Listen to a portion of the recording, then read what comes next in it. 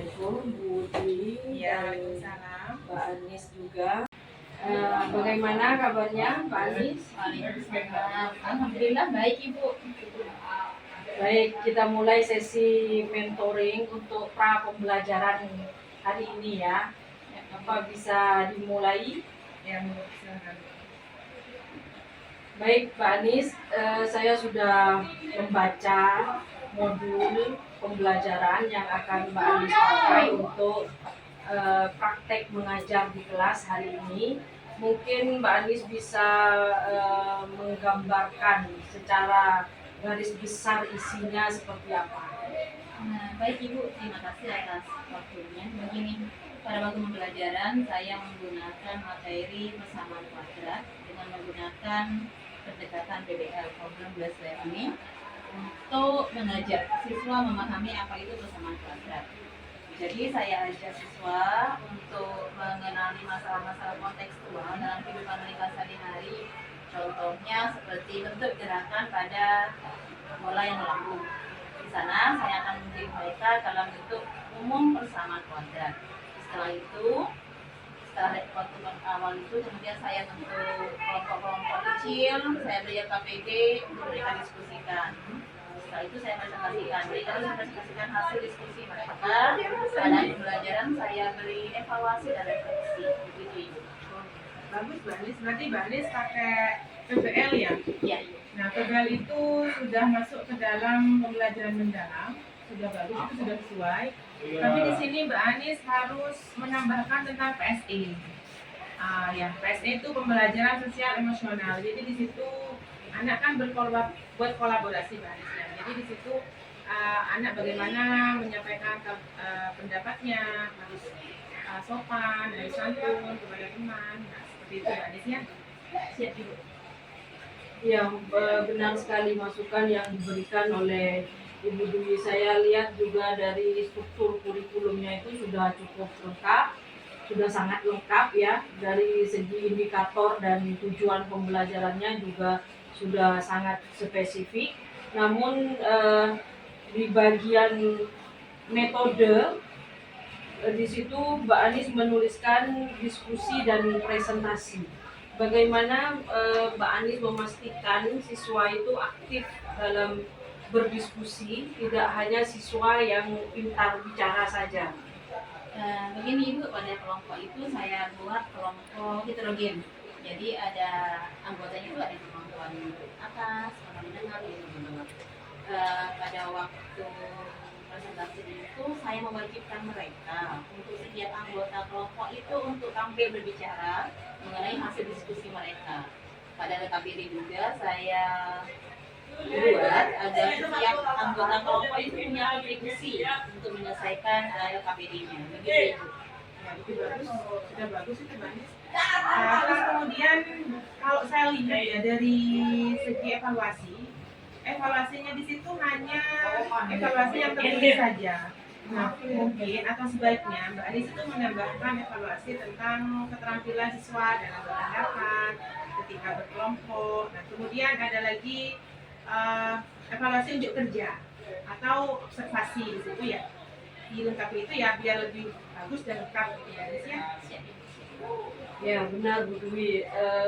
Mbak Anis juga perlu menyiapkan LKPD agar langkah demi langkah itu tertata gitulah ya, langkah demi langkahnya biar siswa itu tidak bingung. Dan jangan lupa juga soal asesmen formatifnya di akhir pembelajaran. Baik Ibu, jadi ada beberapa hal yang saya catat Ibu ya, tentang penerapan PSE, kemudian evaluasi untuk asesmen formatifnya, kemudian ada format keterampilan siswa berupa diskusi dan bekerja. Begitu Ibu ya. Baik, terima kasih atas masukannya. Ya. Jadi intinya Mbak Anis itu buat yang sekiranya di kelas itu jadi hidup gitu ya, anak-anak jadi aktif semua gitu Mbak Anis ya. Ya, siap Ibu. Terima kasih.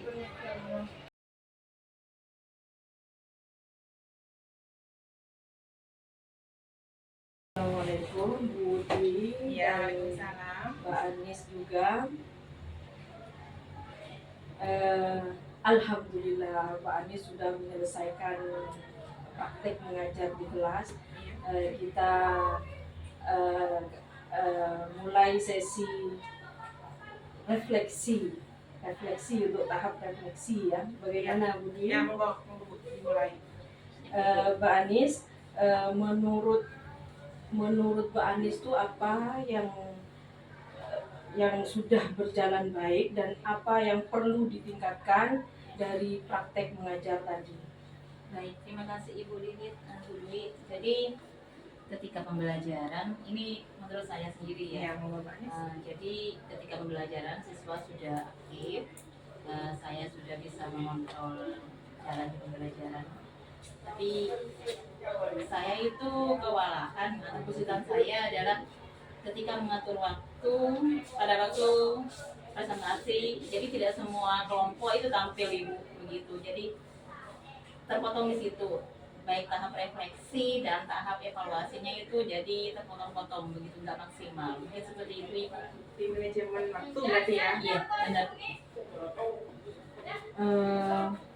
Oke, saya setuju. Secara saya ini sudah mencatat tadi beberapa ya. Secara interaksi memang sudah bagus. Manajemen waktu yang perlu diperbaiki, terutama di alokasi waktu di kegiatan inti itu terlalu panjang.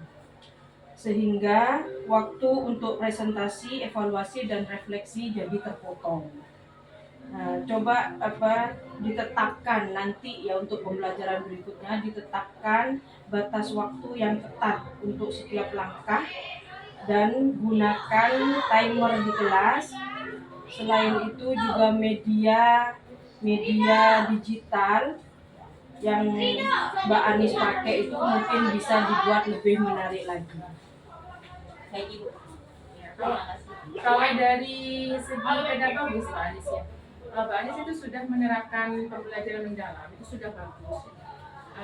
Anak-anak sudah terlihat aktif gitu. Terus kemudian kalau dilihat dari PSE-nya, anak-anak itu ketika menyampaikan pendapat, mereka sudah saling menghargai, kemudian mereka saling berinteraksi. Terus kemudian mungkin perlu ditambahkan tentang refleksi. Ya, di akhir itu refleksi pribadi siswa. Jadi yang saya catat kekurangannya di situ refleksi siswa ya. Jadi misalkan menuliskan bagaimana perasaan mereka ketika belajar, ketika berkelompok, ketika presentasi, itu Mbak Anis ya? Iya, siap Ibu. Ada beberapa hal yang saya catat Ibu ya, mungkin ya, saya Iya, sebutkan iya, aja Bu monggo. ya. Jadi tentang manajemen waktu, saya memang ada kekurangan di sana Ibu Iya. tentang manajemen waktu. Jadi usulan dari pendapat dari Bu Ligit tadi adalah saya harus fokus kepada langkah-langkah pembelajarannya sehingga waktunya tidak molor-molor begitu Ibu. Kemudian adanya media digital yang lebih baik lagi, ada penambahan nanti insya Allah Ibu. Kemudian ada tambahan dari Bu Dwi adalah tentang refleksi pribadi siswa. Begitu Ibu ya. Iya. Pokoknya Mbak Anis jangan berhenti berproses ya. Semangat sudah bagus. Siap Ibu. Ya, sudah pertahankan semangat reflektifmu, itu kunci jadi guru profesional. Siap Ibu. Terima kasih atas masukan-masukannya. Baik Mbak Anis, kita akhiri sesi mentoring hari ini. Mohon dipersiapkan modul atau perangkat pembelajaran yang lainnya untuk pembelajaran selanjutnya. Siap Ibu. Terima kasih.